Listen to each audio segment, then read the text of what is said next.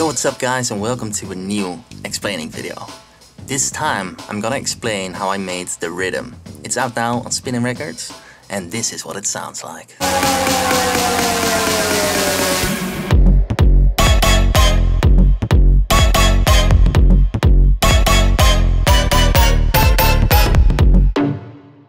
So I always got a thing for the 90s rave sounds, and I think that was my starting point when I created this track, because if you listen to this track you can hear that it has 90s vibes all over it. To achieve that dusty atmosphere that those tracks had, I used a lot of 90s production techniques. Yeah, I'll just go through the project and you'll see what 90s production techniques I used along the way.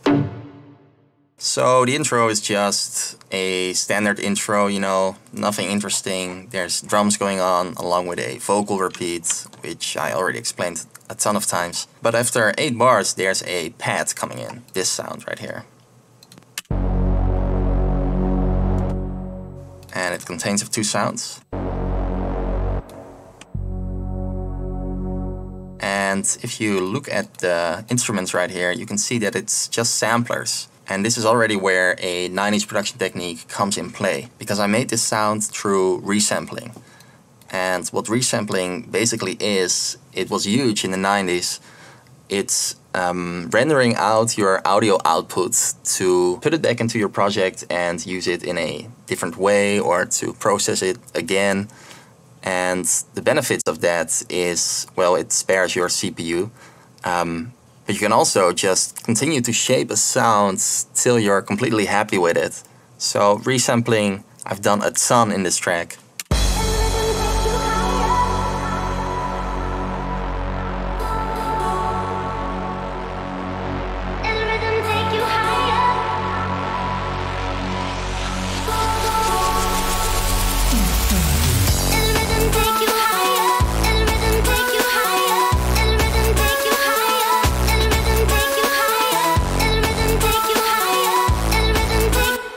So there's a couple of things going on in the break. Obviously we have the vocal. It's just a sample that I found in a sample pack, but it matches all the criteria, you know. It has it's a high-pitched voice. It has the same kind of voice as the voices that were in the 90s. So yeah, it was just a straight up match, you know. I had to include this into the project. If we look at the melodic stuff that's going on, you can see that there's also a ton of resampling going on right here. For example, the basses, the rave sounds. So the reason why resampling was such a hyped technique in the 90s is because back then you didn't have a lot of synthesizers, or at least not with as sophisticated sounds as Massive or Serum. So people had to be creative, you know. One thing that came out of that is a thing that came back in happy hardcore and rave all the time. It's a manner of resampling a chord and then playing it across the piano. So maybe we can just try to recreate something like that right now. Let's just take one of the sounds that we already have. So if we draw in a chord right here, if we record this chord we have right here, and if we now play this across the keyboard,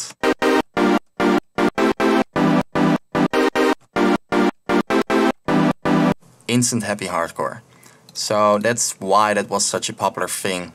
And that's also why if you use resampling nowadays, especially with those chords, it kind of reminds everyone of that sound back then. That's it for the melodic stuff in the break, just some basses and some leads working together.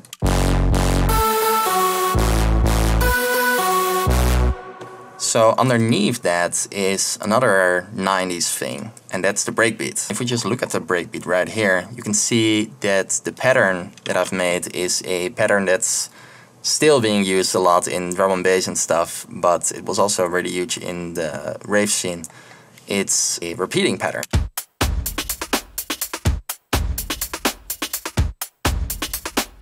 and also this variation. That's just a very popular pattern when it comes to breakbeats. Another thing that's going on here is the timpani orchestral kind of drum, this one. And that drum is just there to put focus on the beginning bass steps. So one maybe kind of interesting thing about the build-up is that the voice is not pitching up, but it's pitching down.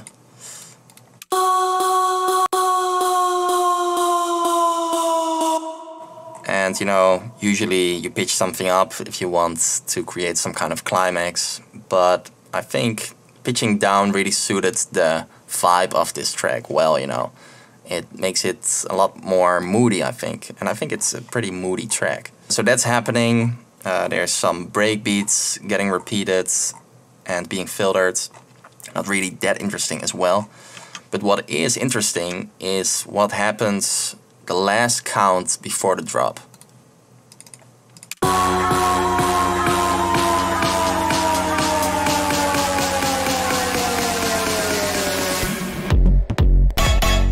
Without that step, it just doesn't drop as hard.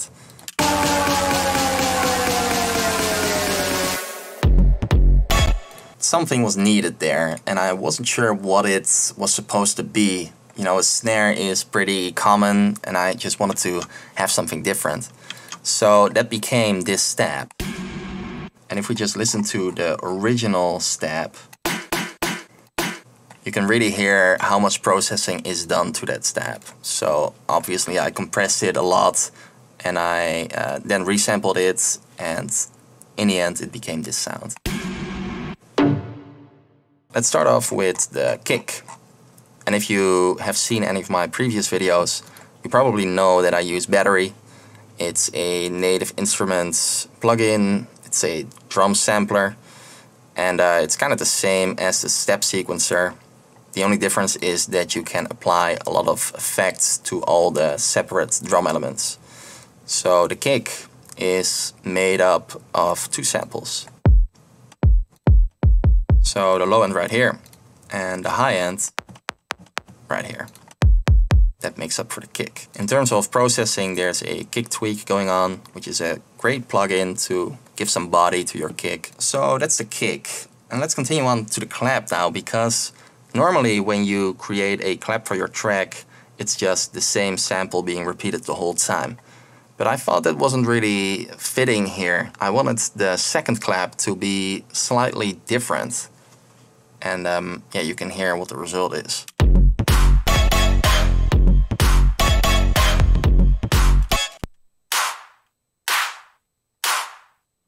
So how I achieved this is by shifting the formants of the clap. First off, I created the clap in Battery. I still have it somewhere here, I think. It's this. Yeah, it's that with some other effects on it, I guess. Anyway, I rendered that out and then opened it up in Edison.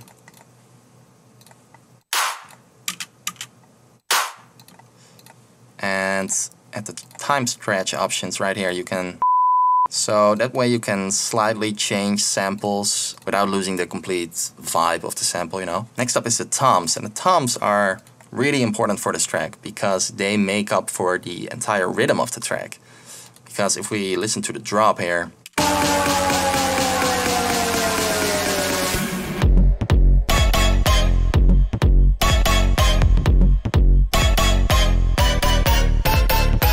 the drop itself doesn't really have any rhythm, you know. It has the kick and it has the EDM kind of bass tap, but there's no swing or something going on. So the toms are making up for that. Maybe we can just solo the toms.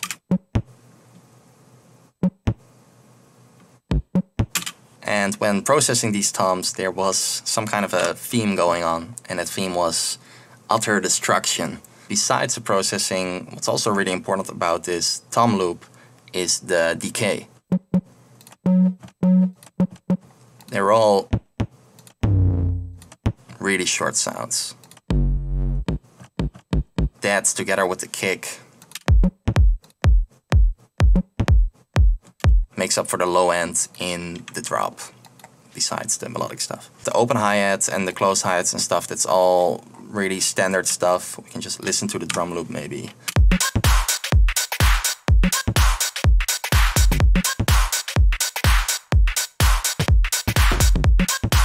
So yeah, that's the entire drum loop. If you're a Patreon supporter, you get all these drum elements for free. I already prepared them in a little folder right here. So as you can see, I included all the claps, also the clap that I used in the intro, the open hi-hat I used in both the drop and the intro, all the percussion, and I also included the loops. So if you haven't checked it out yet, go check out my Patreon page. Let's now talk about the melodic stuff that's going on in the drop. So the first thing is, of course, the bass tabs.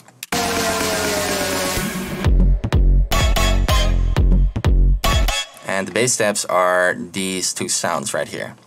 And again, resampling was the key here. If we go to the original bass tab, which is this sound,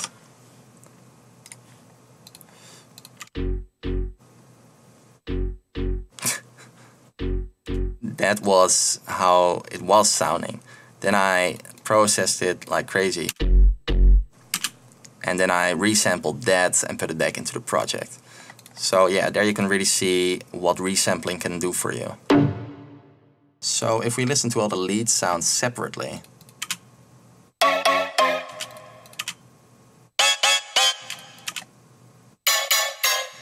you can hear that they all sound a little bit out of tune with each other.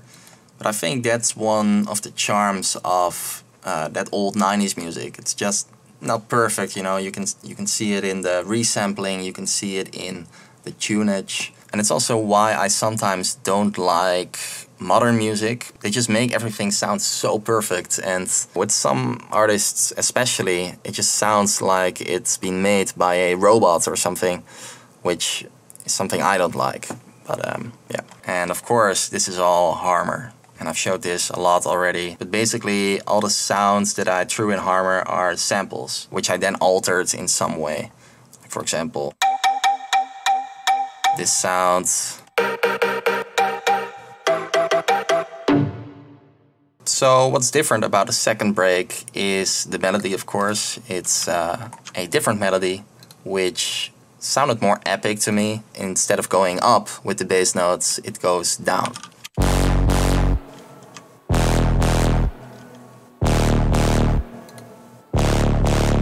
Last but not least, there's also a variation going on with the vocal.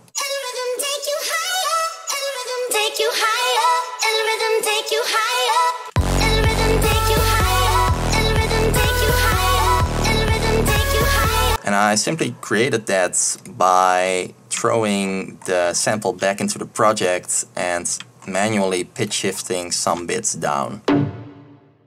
So yeah, I talked about the drop, I talked about the drums, the breaks. Hope you enjoyed this episode. I'm actually working on a new explaining series where I complete a track from scratch. So I think that will be up in February somewhere. And yeah, I hope to see you next time in another video.